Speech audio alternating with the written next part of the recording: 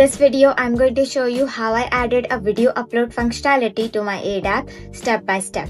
Previously, users could only upload photos when creating an aid request. Now they can upload videos as well and view them directly inside the app. I'll walk you through the entire process from UI changes to Firebase integration to finally displaying the videos using Expo AV. The first step is updating the add request screen. I introduced a new state variable to store selected videos and created a function to pick videos from the device gallery. I used Expo image picker in video mode, allowing users to select up to 3 videos with size limits. Then I added a new UI section for the videos similar to images, a placeholder when no videos are selected, a horizontal scroll list when videos are added, and an option to remove videos. Importantly, video upload is optional, so I made sure that the form validation still works even if no videos are selected. Once the UI was ready, I ran into a major issue: Firebase permission errors. The problem was that I was trying to upload local video URIs directly to Firestore, which Firebase doesn't allow. So I fixed this by uploading videos to Firebase storage first. Here's what I implemented. Convert the video URI to a blob, upload it to Firebase storage, get the download URL, and save that URL to Firestore. I also created a separate folder for videos inside storage.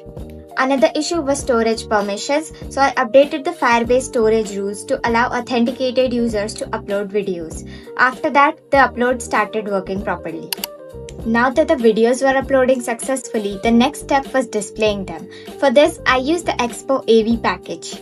I created a reusable video component that loads the video using its URL, uses native playback controls, and supports looping. Initially, I displayed videos in a separate section below the images, but that broke the UI flow. So I improved the UX by combining both images and videos into a single carousel.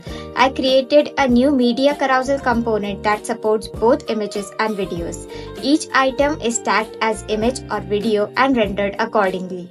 This way, users can swipe through all media seamlessly, videos and images feel like part of the same experience, and the layout feels clean and consistent. Videos turn autoplay, users control playback, which improves performance and usability. So that's how I added full video support to my aid app.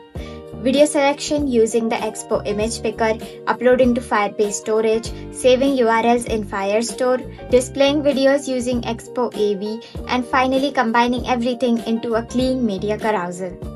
This feature significantly improves how users can share their requests, especially when videos provide more context than images. This video was short, but I hope you all found it useful. That was it, and thank you for watching.